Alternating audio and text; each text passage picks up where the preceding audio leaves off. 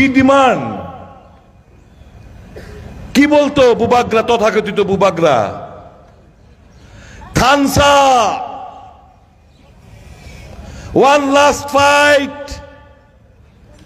no compromise, greater Tipraland, constitutional solution. কইতনি কো সব কিছু তথাকথিত বুবাগরা ভুইল্লা গেল, তিপ্রাসারে বিক্রি কইরা দিল। একটা তো ক্যান্ডিডেট ছিল, আপনারা গত নির্বাচনে জিতাইছিলেন, সে ত্রিপুরী কমিউনিটির রেবতী মোহন ত্রিপুরা। আজকের দিনেও সে মেম্বার অফ পার্লামেন্ট। কই থানসা থানসা না কইতো? ত্রিপুরী বাদ, মগ বাদ, রিয়াং বাদ, সব বাদ, তারপরে কয় থানসা থানসা থানসা। এই থানসা থানসা কইয়া আর বাঙালি যারা আছে তাদেরকে তো সে বরাবরই ঘৃণা করত।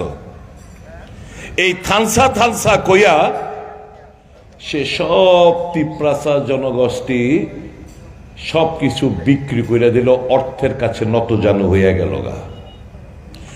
আমি এমন তথাকথিত বুবাগরা দেখি নাই যে ক্ষমতার কাছে এবং অর্থের কাছে সে নতজানু হইয়া পড়ে, হাঁটু বাইঙ্গা যায়।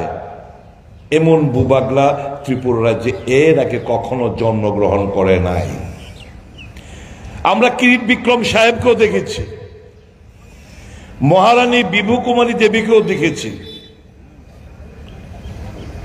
এদের ঘরে এরকম একটা কুষ্মাণ্ড জন্মগ্রহণ করলো যে পুরা জাতি গোষ্ঠী যে বিক্রি করে দিতে পারলো। এরকম বুবাগলাকে আপনারা, তার বোনকে আপনারা ভোট দেবেন? কি তার অবদান এই রাজ্যের জন্য, এই রাজ্যের মানুষের জন্য তার অবদান কি?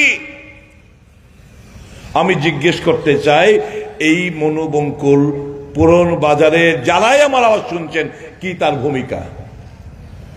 এবার কি এখন তো সে দেববর্মাও লিখতে পারে না। কৃতি দেবী সিং, ওই যে ছত্তিশগড়ে যে ভোটার লিস্ট, সেই ভোটার লিস্টের সার্টিফাইড কপি আমার কাছে আছে। এর মধ্যে লেখা কৃতি দেবী সিং। এবার বিজেপি যখন প্রার্থী তালিকা ঘোষণা করলো, এর আগে দেখলাম নামের আগে দেখলাম মহারানী শব্দটা, আবার কৃতি দেবী সিং এর পরে দেখলাম দেববর্মা লেখাটা। আমি এক্ষুনি কিছুক্ষণ আগে জিতেন বাবুরে দেখাইছি যে দেখেন 557 নম্বর সিরিয়ালে কি লেখা, কৃতি দেবী সিং। দেববর্মার টাইটেলও নাই, কই থেকে উড়ে আনছে এটারে। তাহলে তো সে কিসের রিপ্রেজেন্টেটিভ হইব? সে তো প্র্যাকটিক্যালি তিপ্রাসাই না, সে তো প্র্যাকটিক্যালি তার প্রভাব খাটায় হয়তোবা কোনো এক সময়ে এই রাজ্যের পার্মানেন্ট রেসিডেন্টও না, কারণ born in Shillong, brought up in Shillong.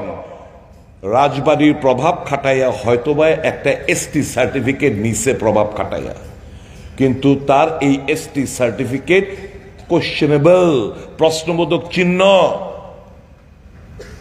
কাজেই সে তিপ্রাসা না। এদেরকে আপনারা ভোট দেবে?